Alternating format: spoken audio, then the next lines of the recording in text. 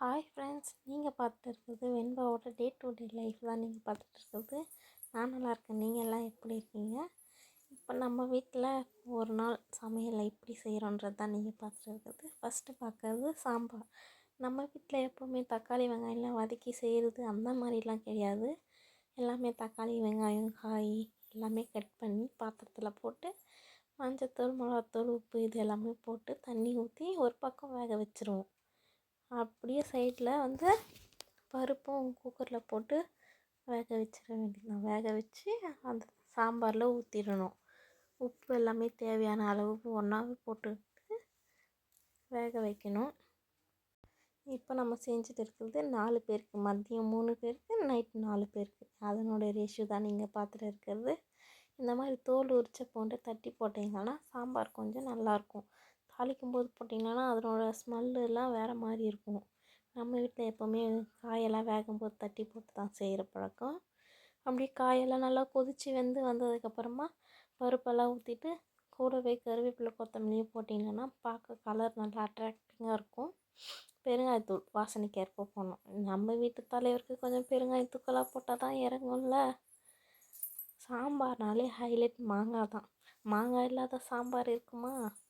அப்படியே சைடில் ரசமும் ரெடி பண்ணியாச்சு. இது இப்போ நீங்கள் பார்த்துட்டு இருக்கிறது பருப்பு இல்லாத சாம்பாருக்கு ரெடி பண்ணுறது தான். ஃபஸ்ட்டு ஒரு குக்கரில் ஒரு 4 தக்காளி 3 வெங்காயம் நல்லா கட் பண்ணி க்ளீன் பண்ணி நல்லா வேக வச்சு இந்த மாதிரி அடித்து எடுத்துக்கணும். அந்த சாம்பாருக்கு தாளிக்க ஒரு வெங்காயம் நல்லா குட்டியாக கட் பண்ணது. கடாயை வச்சு நல்லா கடாய் சூடு ஏறினதுக்கப்புறமா எண்ணெய் ஊற்றிக்கிட்டு அதில் கொஞ்சமாக கடுகு கடலைப்பருப்பு உளுத்தம்பருப்பு அதெல்லாம் அவங்க டேஸ்ட்டுக்கு ஏற்ற மாதிரி போட்டுக்க வேண்டியது தான். எண்ணெய் காஞ்சிருச்சா? காஞ்சதுக்கப்புறம் கடுகு உளுந்து கடலைப்பருப்பு 3மே போட்டு தாளிச்சிக்கலாம். தாளிச்சிட்டு வெங்காயமும் கூட போட்டு தாளிச்சிக்கலாம். வெங்காயம் நல்லா வதங்கணுங்க பொன்னிறமாக. அப்போ தான் எந்த குழம்பா இருந்தாலும் டேஸ்ட்டு நல்லாயிருக்கும். பூண்டு ஒரு 2 பல் மட்டும் தட்டி போட்டுக்கிட்டிங்கன்னா அந்த சாம்பாரோட வாசனை நல்லாயிருக்கும். இப்போ அரைச்சி வச்சிருந்த அந்த பேஸ்ட்டை எடுத்து நம்ம அதோடு மிக்ஸ் பண்ணி சும்மா கொஞ்சமாக வதக்கி விட்டால் போதும். அதுக்கப்புறமா நம்ம தேவைக்கு ஏற்ற மாதிரி தண்ணி ஊற்றிட்டு மஞ்சத்தூள் மிளகாத்தூள் கொஞ்சமாக போடணும். ஏன்னா இதோடு நம்ம சாம்பார் பவுடர் ஆட் பண்ணிக்கலாம். மஞ்சத்தூள் போட்டுக்கிட்டிங்களா, கூடவே கொஞ்சமாக மிளகாத்தூள் போடணும். ஏன்னா இப்போ நம்ம இதோட சாம்பார் பொடியும் ஆட் பண்ண போகிறோம். அதனால் சாம்பார் பொடியிலையும் காரம் இருக்கும்ல, அதனால் ஒரே ஒரு ஸ்பூன் மட்டும் மிளகா பொடி ஆட் பண்ணால் போதும். ஆட் பண்ணிவிட்டு நல்லா மிக்ஸ் பண்ணி விட்டு ஒரு 10 நிமிஷம் போல் நல்லா கொதிக்க விட்டிங்கன்னா அதனோட ராஸ்மெல்லாம் போய் தேவைக்கேற்ப உப்பு போட்டு கருவேப்பிலை கொத்தமல்லி எல்லாம் போட்டு முடிச்சிங்கன்னா சாம்பார் ரெடி. பக்கத்துலேயே இன்னொரு வானொலி வச்சு கொஞ்சமாக எண்ணெய் ஊற்றிட்டு அதே ப்ராசஸ் தான்.